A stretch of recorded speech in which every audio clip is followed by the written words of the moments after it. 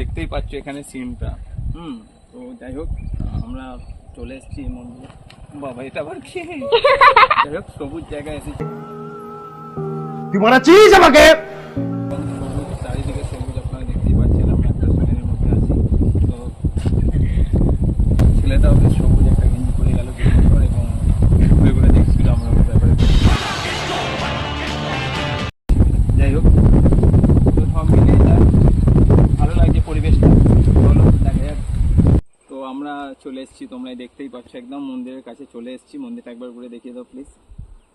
তো একদম মন্দিরের কাছে চলে এসেছি এবং পরিবেশটা শুধু বারবার আপনাদেরকে দেখাতে ইচ্ছে করছে। সব থেকে অ্যামেজিং ব্যাপারটা যেটা আমার লাগছে, আমরা মশারির ভেতরে মানুষরা থাকে, এখানে গাড়িটাকে রেখেছে মশারির ভিতরে। মনে হচ্ছে ম্যালেরিয়া হয়ে গিয়েছিল, সেই কারণে এখানে রেখেছে গাড়িটাকে।